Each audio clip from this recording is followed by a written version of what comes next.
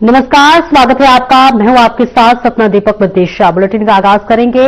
भातखंडे संस्कृति विश्वविद्यालय के शताब्दी समारोह के उद्घाटन अवसर पर मुख्यमंत्री योगी आदित्यनाथ ने कहा कि यह समारोह उत्तर प्रदेश की समृद्ध सांस्कृतिक विरासत और संगीत परंपराओं का प्रतीक है।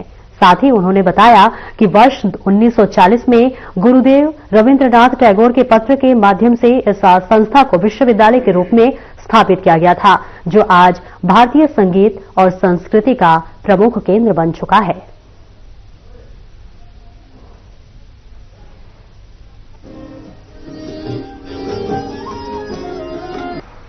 आज के समारोह में मेरे साथ यहां पर उपस्थित उत्तर प्रदेश सरकार में पर्यटन और संस्कृति मंत्री श्री जयवीर सिंह जी,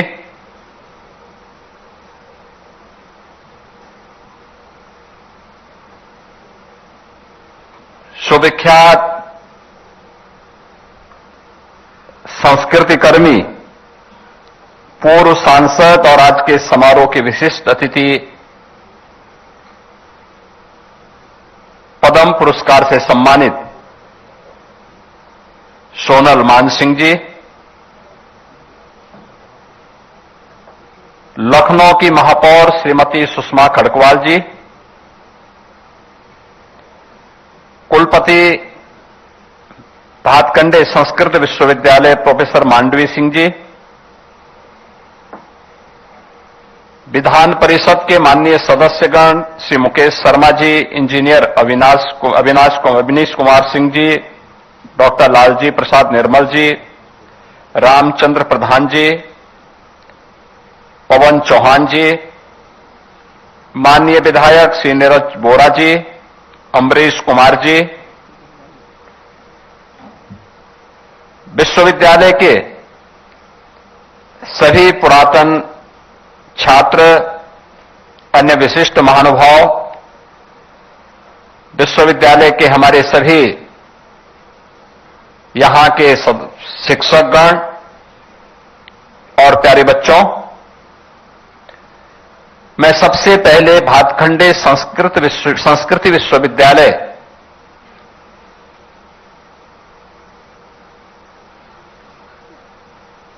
जो आज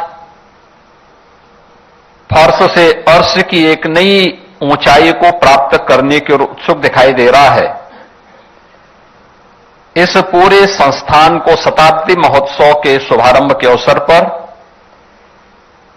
उत्तर प्रदेश सरकार और उत्तर प्रदेश की जनता की ओर से हृदय से बधाई देने के लिए आया हूं। मेरी बधाई और मंगलमय शुभकामनाएं स्वीकार करें।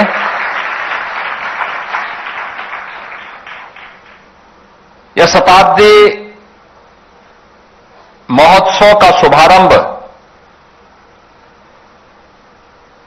ये केवल एक शताब्दी महोत्सव की एक औपचारिकता नहीं है, बल्कि ये भारत की उस सांस्कृतिक चेतना, साधना और राष्ट्रबोध का क्षण है जिसने पीढ़ी दर पीढ़ी भारत की सांस्कृतिक चेतना को, उसके स्वर को, उसके लय को और उसके संस्कार को एक नई पहचान दी है। और जो आज भातखंडे संस्कृति विश्वविद्यालय के रूप में अपनी एक नई पहचान बना रहा है, उसके शताब्दी महोत्सव कार्यक्रम के शुभारंभ के अवसर पर हम सबको यहां पर एकत्र होने का अवसर प्राप्त हुआ है।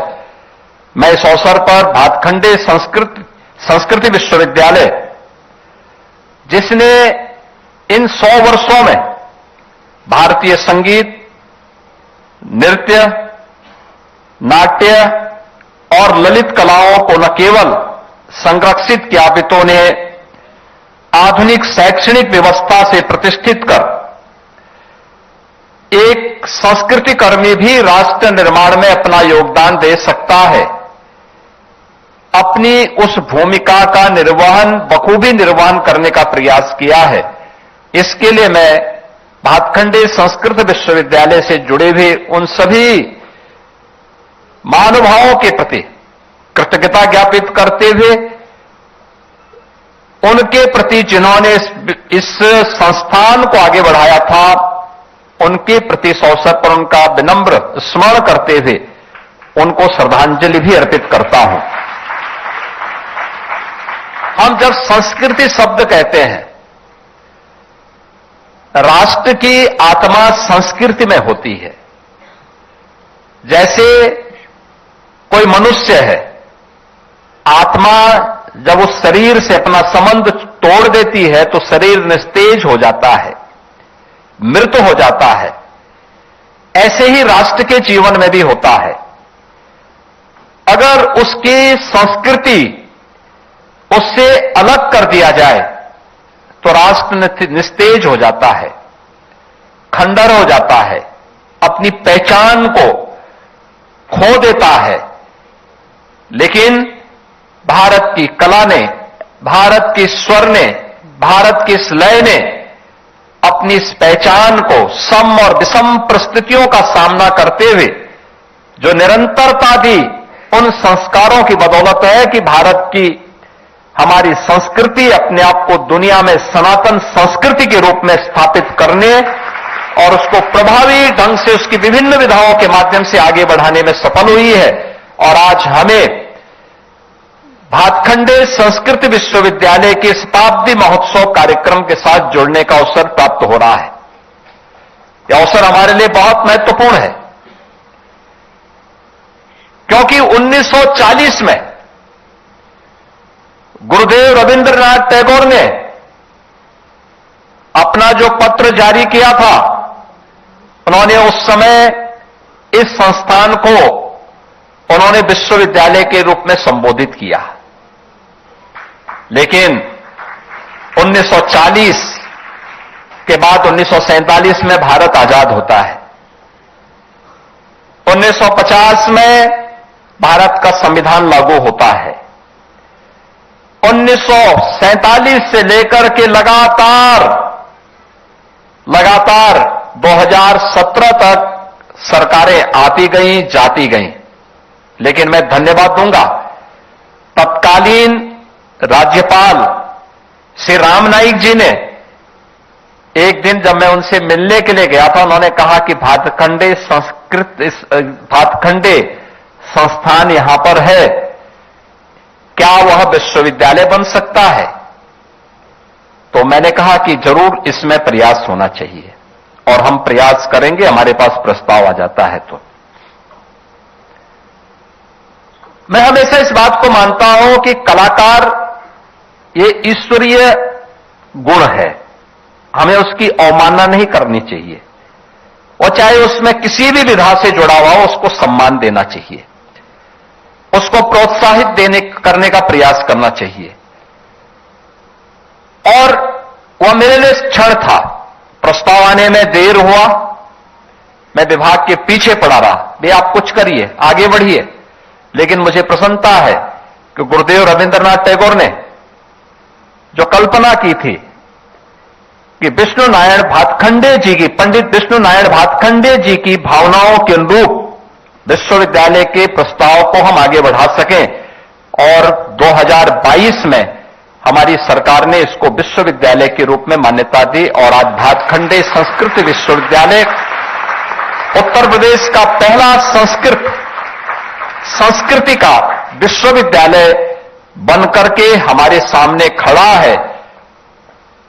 मैं धन्यवाद दूंगा कुलपति जी को, प्रोफेसर मांडवी सिंह जी को, इस बात के लिए कि उन्होंने विश्वविद्यालय के कुल गीत के साथ ही विश्वविद्यालय का जो लोगो था, लोगो एक पहचान होती है, उसका जो थीम भी दिया वो दिया नादाधीनाम जगत,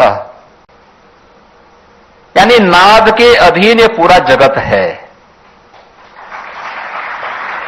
कितना सुंदर। क्योंकि जब कुलपति जी मुझसे मिलने के लिए आए, मैंने 2-3 बार लोगों को मना कर दिया, मैंने कहा बेकार लोगो आप बना रहे हैं। एक बार तो आया था केवल भातखंडे संस्कृत विश्वविद्यालय, मैंने कहा हमारा थीम क्या है, विजन क्या है, हम क्या बोलना चाहते हैं इसके माध्यम से, हम आने वाली पीढ़ी को क्या प्रेरणा देना चाहते हैं। और उन्होंने परिश्रम किया। वो बोलती कम है लेकिन परिणाम दे देती हैं। और सचमुच कितना सुंदर, कितना बेहतरीन प्रस्तुति है। यानी नाद के अधीन यह जगत है, यह जीवन की एक सच्चाई है।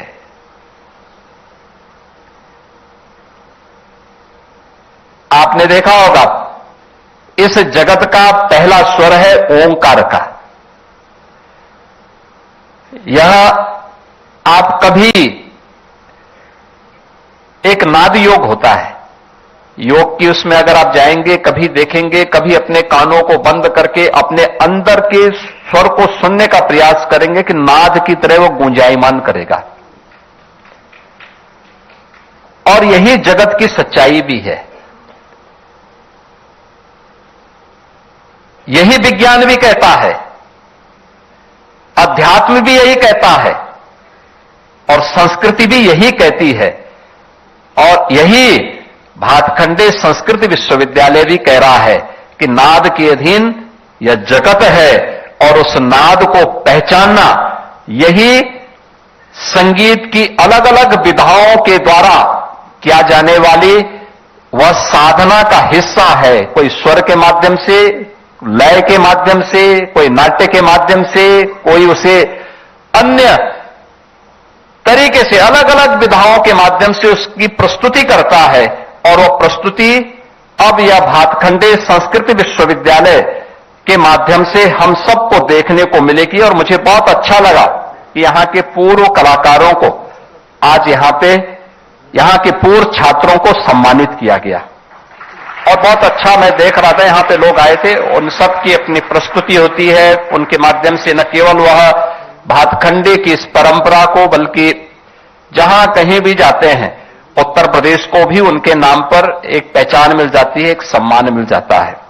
और मैं इसीलिए माननीय अवस्थी जी से ये कह रहा था कि आप आज अकेले आए हैं, अवनीश अवस्थी जी नहीं आए थे। मुझे कार्यक्रम होने जा रहा है, अवनीश अवस्थी जी ने सुबह सूचना दी, लेकिन वे स्वयं गायब हो गए। वे भी बहुत अच्छे कलाकार हैं,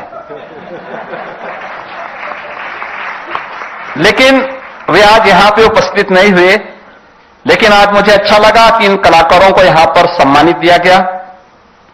यहां पे कॉफी टेबल बुक का भी विमोचन हुआ है। ये आने वाले समय के लिए एक नई प्रेरणा है।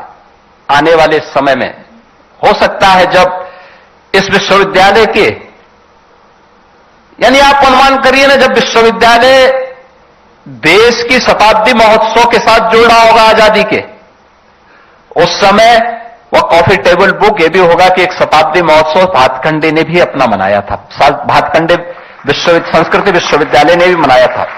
आज स्मारक डाक टिकट भी यहां पर अनावरण किया गया है। यह भी अपने आप में एक स्मरणीय है। और मैंने यहां के पुराने चित्रों को देखा है, उन सभी बातों को मैंने यहां पर देखा है।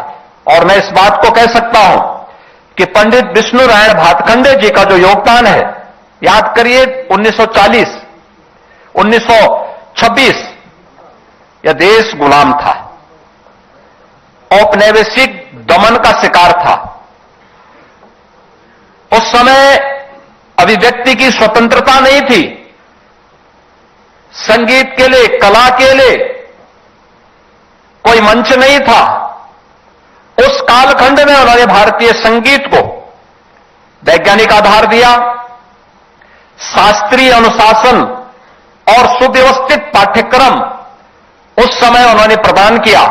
और राग, ताल वर्गीकरण, कर्मिक पद्धति और गुरु शिष्य परंपरा को आधुनिक शिक्षा से जोड़ने का जो अभिनव कार्य किया, यह केवल एक शैक्षणिक प्रयोग नहीं था, अपितु भारतीय संस्कृति को आत्मसम्मान, आत्मगौरव और एक स्थायित्व देने का एक ऐतिहासिक प्रयास या पंडित विष्णु नारायण भातखंडे जी के द्वारा उस समय प्रारंभ हुआ था।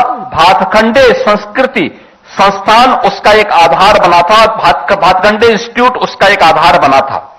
और आज मुझे प्रसन्नता है कि प्रधानमंत्री मोदी जी के प्रेरणा से, उनके मार्गदर्शन में अपनी विरासत और अपनी जड़ों को ढूंढने का जो प्रयास देश के अंदर पुनः प्रारंभ हुआ है, आज उन्हें सबको एक नई पहचान मिल रही है, भारत में भी मिल रही है और वैश्विक स्तर पर भी मिल रही है।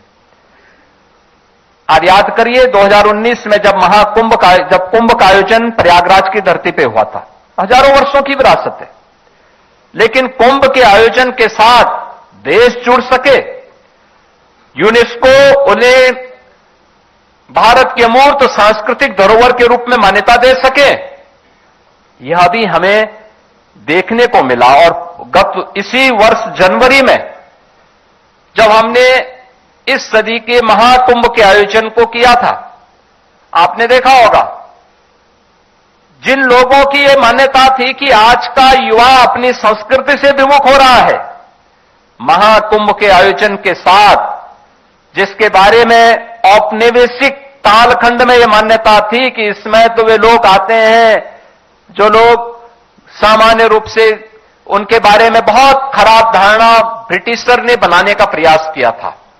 लेकिन महाकुंभ 2025 के आयोजन के साथ जो भी जुड़ा होगा उसने देखा होगा कि इस आयोजन में 66 करोड़ से अधिक श्रद्धालु आए थे और इसमें से सर्वाधिक संख्या युवाओं की थी। सबसे बड़ी संख्या युवाओं की इस आयोजन में आई थी। न केवल भारत के हर कोने से बल्कि दुनिया का हर युवा इस आयोजन के साथ जुड़ने का उत्सुक था। दुनिया का हर युवा इस आयोजन के साथ जुड़ने का उत्सुक था। ये दिखाती है कि हम थोड़ा उन्हें प्लेटफॉर्म उपलब्ध करवाएंगे, वे लोग अपने आप आगे बढ़ते, अपने रास्ता स्वयं तैयार कर लेंगे और उसी क्रम को आगे बढ़ाने का काम आज हम सब आगे बढ़ा रहे हैं। आज मुझे प्रसन्नता है कि उत्तर प्रदेश जैसे राज्य में, जहां पर प्रधानमंत्री मोदी जी से इस राज्य का स्वयं देश की संसद में प्रतिनिधित्व करते हैं, यहां पे अभी हमारी विशिष्ट अतिथि के रूप में उपस्थित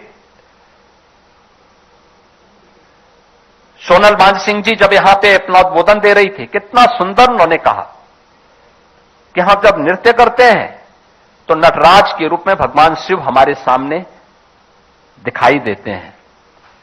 जब हम वीणा में अपने स्वर को लय दे रहे होते हैं तो साक्षात सरस्वती, माता सरस्वती हमारे सामने होती है। हम जब कोई संवाद किसी नाटक में कर रहे होते हैं तो राम की मर्यादा हमारे सामने उस समय देखने को मिलती है, और जब हम किसी रस में डूबे होते हैं तो कृष्ण की रसधारा भी हमारे साथ जुड़ती हुई दिखाई देती है। ये कहां मिलेगा? ये सब कुछ तो उत्तर प्रदेश के अंदर मौजूद है। सब कुछ उत्तर प्रदेश के अंदर हमारे पास मौजूद है और इसलिए हमारी सरकार ने इस बात को सुनिश्चित किया है कि इस कलाकारों को सुरक्षित, सम्मानित और सशक्त वातावरण प्राप्त हो, उस प्रकार का प्लेटफॉर्म सरकार देने के लिए पूरी तरह प्रतिबद्ध है और सरकार इसके लिए हर प्रकार का कार्य करेगी। इसके लिए कलाकारों के कल्याण के लिए, उनके स्वास्थ्य, उनके प्रशिक्षण, उनके लिए मंच, उनके लिए आजीविका, इन सब के लिए हम लोग एक व्यवस्थित नीति के तहत उसे आगे बढ़ाने का कार्य करेंगे। भातखंडे संस्कृति विश्वविद्यालय इस दिशा में हमारी सरकार के साथ एक बेहतरीन साझेदार के रूप में कार्य करेगी और सरकार इस दिशा में इसको आगे बढ़ाएगी, जो हमारी परंपरा को आधुनिकीकरण के साथ, उसको संतुलन को नई पीढ़ी के साथ बनाए रखते हुए उन्हें संस्कारित भी कर सके। और मेरा मानना है कि यहां से निकला हुआ कोई भी छात्र होगा और किसी भी स्तर पर कार्य करेगा, वह भारत की शास्त्रीय परंपरा को, भारत की वैदिक परंपरा को, भारत की सनातन परंपरा को एक वैश्विक पहचान देने का अपना कार्य करेगा। आज के इस अवसर पर मुझे अब तक बताया गया है कि विश्वविद्यालय में शास्त्रीय संगीत की तीनों विधाओं, गायन, वादन और नृत्य, इन सबके सर्टिफिकेट और से लेकर के शोध तक का एक समन्वित शिक्षा यहां पर प्रदान की जा रही है। नाट्यकला में यौन चित्रकला में डिप्लोमा और स्नातक पाठ्यक्रम भी है। उत्तर प्रदेश में आजमगढ़ जनपद में हरिहरपुर गांव, आप जाएंगे वहां पे, कल भी आजमगढ़ के हरिहरपुर से एक छोटा सा मेरे सामने एक बच्चा आया था, मुश्किल से 6 वर्ष का बच्चा, अपने परिवार के लोगों के साथ आया था। तो मैंने उसको बुलाया, मैंने कहा भाई कुछ जानते हो? और मेरे सामने गाने लगा सारे गाम, यानी पूरा संगीत की उन स्वरों को वो दोहराने लग गया। आप अनुमान करिए 6 वर्ष का बच्चा, ये हरिहरपुर गांव में। और इसलिए हमारी सरकार ने हरिहरपुर में एक संगीत महाविद्यालय की स्थापना भी की है। इसीलिए की है हम अपनी उस पहचान को, संस्कृति की उस पहचान को, कला के उस धाम को, उसकी पहचान दे सकें। और ये वहां कार्य वहां पर आज मुझे लगता है कि अच्छे ढंग से हम लोग उसको आगे करने का कार्य करेंगे। और जितने भी हम लोग ये संगीत के महाविद्यालय बना रहे हैं, मेरा मानना है कि विश्वविद्यालय यहां पे तो अपना काम कार्य करेगा ही, कर रहा है। उससे एफिलेटेड जितने कॉलेजेस होंगे वहां पर भी उसके एफिलिएशन के साथ साथ वहां पे विजिट करना, वहां के छात्रों को भी, क्योंकि इसकी अपनी एक सीमा होगी। और प्रदेश के अंदर हर छात्र यहां हो सकता ना आ सकता हो, वहां पे भी उसके लिए मंच मिले, वहां पे भी उसे हम आगे बढ़ा सकें। इन कार्यों को हमें आगे बढ़ाना है। कल्चरल क्लब योजना से प्रदेश के महाविद्यालयों में सांस्कृतिक चेतना का विस्तार करना, डिजिटल जो हमारे डिजिटलीकरण, जो भी हमारे दस्तावेज हैं उसको हम डिजिटल फॉर्म में रख करके संरक्षित कर सकें। अंतर्राष्ट्रीय और सांस्कृतिक सहयोग, वैश्विक मंचों में भारतीय कला की सशक्त उपस्थिति, और इसमें विश्वविद्यालय की महत्वपूर्ण भूमिका अत्यंत महत्वपूर्ण हमारे लिए होगी।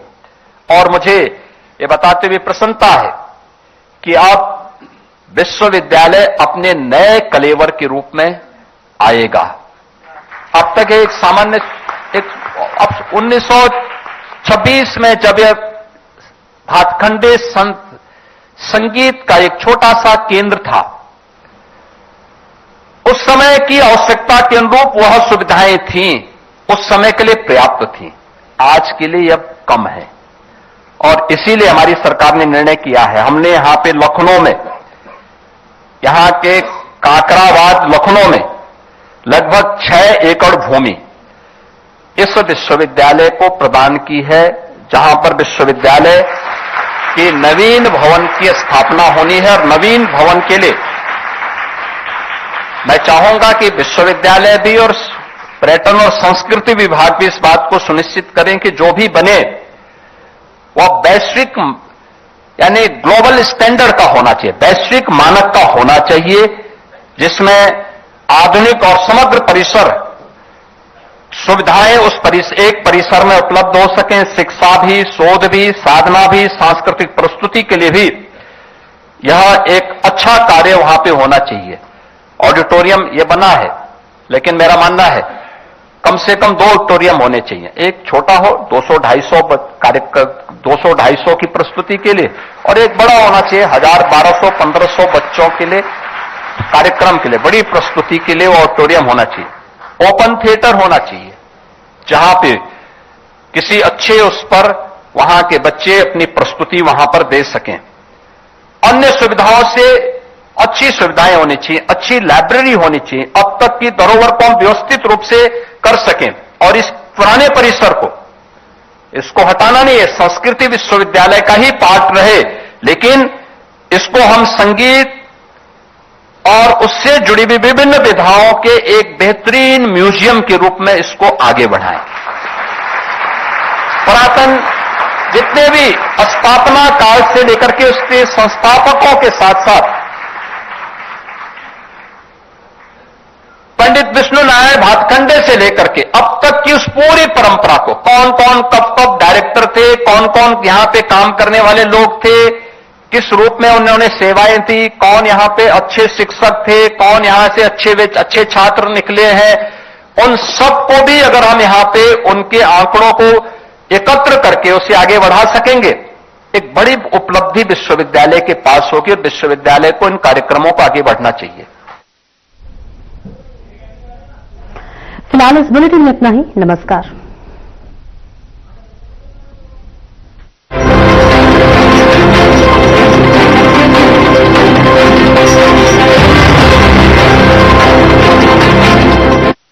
लोग सेहत बनाने के लिए क्या क्या नहीं